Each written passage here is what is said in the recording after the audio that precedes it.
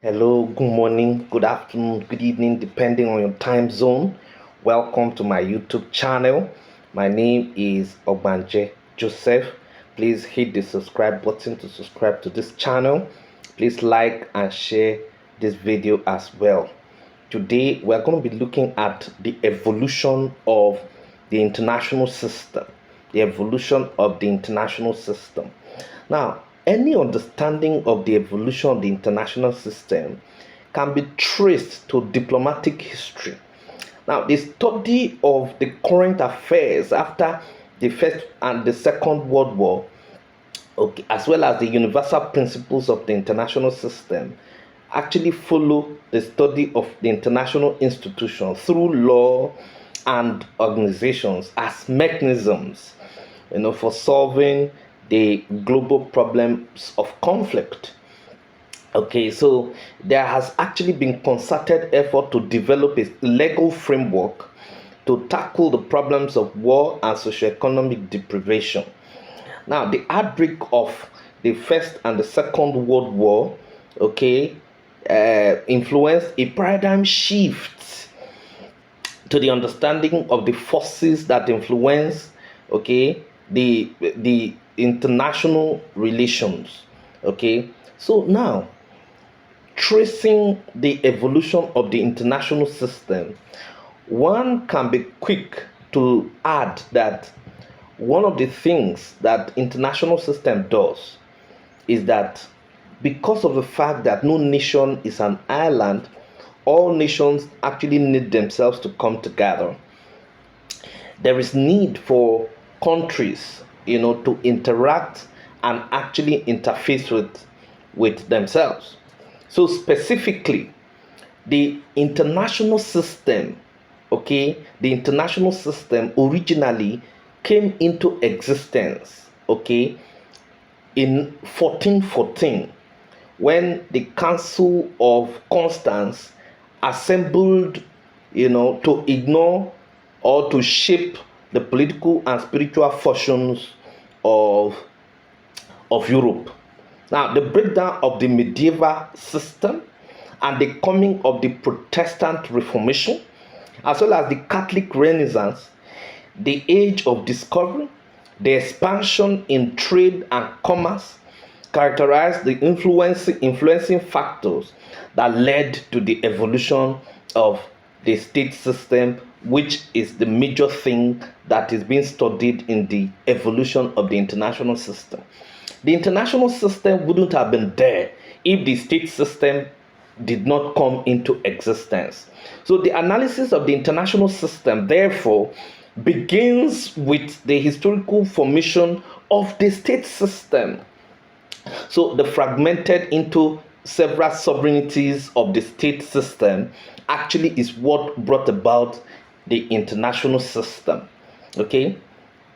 Now, having talked about the Council of Constance in 1414, let us look at another phase that actually brought about the international system. The phase that brought about the another phase that brought about the international system is the historic peace treaty of Westphalia of 1648. 1648. Now, it brought the princes and diplomats, together to find lasting, peaceful solution to the war, okay, that had fragmented Europe for over 30 years. So they gathered in a place called Westphalia to actually put a stop to the war that has ravaged Europe for over 30 years.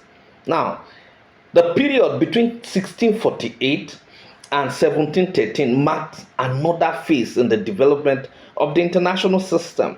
The reason being that it was characterized by competition and the struggle for supremacy among the European powers for colonial territories in the Western Hemisphere. Don't forget that that period was actually characterized by a lot of competition. Okay, that is from 1648 to 1713. That is another period. Don't forget, I've talked about the Council of Constance in 1414. I talked about the Peace Treaty of 1648. Then between 1648 to 1713, after the peace has been achieved, there were still competition among the European powers for colonial territories. Okay, then another stage which we talk about is the period between 1814 to 1815. It was actually known as Pax Britannica. Pax Britannica. Now, what does it mean? It means that the European powers actually came together, okay, and decided to put up what is known as the Congress of Vienna, where the principles of compensation and legitimacy were invoked to restore the balance of power in the international system. Now, what that Congress actually did for them is to bring all these countries together to say, look, it is actually very important that we respect our sovereignty. Okay, so that is exactly what happened. Now, the international system, okay, shaped the course of the Europeans and then by extension the world affair. That is why we still call that period, that phase, the Pax Britannica, because everything was actually Eurocentric in nature. Okay, and it gave way to a new dimensions of the relationship, that allowed for the expansion of the system and by extension made international relations, more complex. Okay, so those are the things. Now, that was actually the evolution of the international system. Okay, now after the first world war and then the Second World War, what we now have is actually Pax Americana. Okay, what is it about? It is actually, the international system that is unipolar in nature. Okay, because of course, after after the Second World War as well as the Cold War, the world was now being policed by the United States of America. So the contemporary international system is characterized by economic division between the rich north and the poor south, and created a dominance dependence syndrome that undermines equal cooperation and beneficial interaction. Okay, so the history of the international system is replete with hegemonic role of course, when it was Pax Britannica, it was strictly Britain that was actually in charge. Okay, then when right now that it is actually Pax Americana, it is actually the America, the United States of America that is actually in charge, like the world police.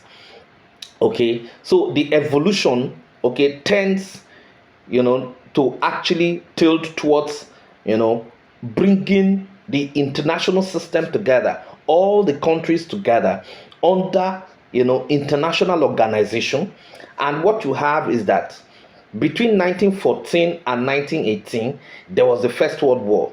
There was the First World War, and then between 1939 to 1945, there was a Second World War. So after the Second World War, okay, the nation states actually become internationalized as global politics embraced all nations of the world and caused a shift from the Europe to America, from unicentric to multicentric system, and the redefinition of the collective defiance and balance of power. So what now happens is that after the end of the Second World War, the United States of America, rising to the position of diplomatic leadership and coming to the limelight in the world affairs, became the the architect, okay, of the global system. Okay, architect of the global system. What does that mean? It means that the United States actually was the one that is the architect of both League of Nations and the United Nations as well. Okay, so the world as we have it today is actually a unipolar system. Is a unipolar system. Unipolar system in the sense that, okay, I just told you that after the fall, after the fall of the Eastern Germany, of course, after the merging of both East and Western Germany together, okay, and after the Second World War, okay, and after the what is it called, the Cold War, the world is now being policed by the United States of America. Okay, now what is the structure of the international system? What is the structure of the international system? The structure of the international system are classified thus. Okay, we have the hierarchical structure. The hierarchical structure. Now, the hierarchical structure was actually the time when the superpowers are found, okay, in the pyramid, and they try to prevent any other power that attempts to challenge their hegemony.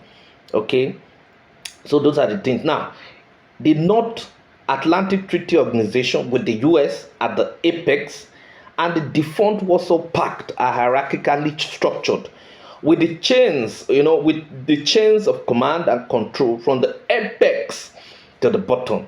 So the international system, according to this model, is structured into developed countries, okay, with a disproportionate share of resources. What are the developed countries? We are talking about the US, Japan, Germany, okay, Britain, okay, and all of that. Then we have partly developed countries, or partly developed countries, or what you call the subalterns, as Brazil, Mexico, South Africa, Argentina, okay.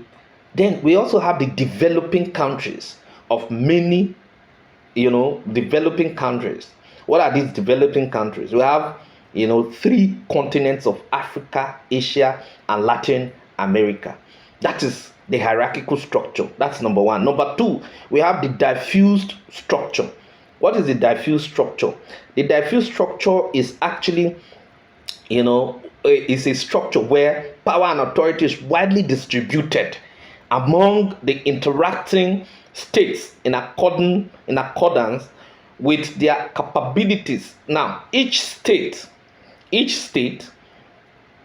tries to exercise its influence within the limit of its capability and resources. So, without external domination and ideological imposition, now this arrangement is actually similar to the United Nations. Of course, we have this diffuse state in which, countries can actually, stay on their own and be sovereign. They can only align with themselves, of course, and do certain things they want to do. Okay, so those are the things. That's number two. Then number three is bipolar structure. The bipolar structure was actually a structure that ensued during the Cold War between the West, okay, the Western countries, and of course the Eastern Bloc. We have the Western Bloc and the Eastern Bloc. The Western Bloc actually, it is at this point, it was actually an ideological divide between the capitalist Western countries and the socialist communist Eastern countries headed by by Russia or USA, headed by Russia, okay, and then of course we have the Western countries headed by the United States of America. Now, the Western countries actually had their military arm, okay, which is called NATO. And of course, the Western countries are made up of the US, Canada, France, Israel, Japan, United Kingdom, okay, and West Germany. Then we also have the Eastern countries. Their military arm is called the Warsaw Pact. And their countries, of course, they are called the Soviet Union. And they are made up of Bulgaria, Cuba, East Germany, Hungary, Poland, and then that is actually two centers of power. That is a bipolar structure. A bipolar structure. A bipolar structure. Don't forget that they have their economic ideology. Economic ideology. Of course, the they also have their plans. They have the Marshall Plan for the Western countries and the Molotov Plan for the Eastern countries. Okay, so that is another structure. Then the next structure is called the unipolar structure. Now, the unipolarity is the emerging phenomenon after the end of the Cold War, and it was a direct reaction to the bipolarism of the world.